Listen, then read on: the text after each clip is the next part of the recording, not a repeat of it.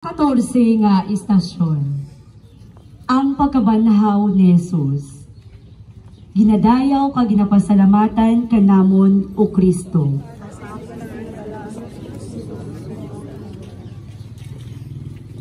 Malasahon gikan sa Ebanghelyo ni San Mateo.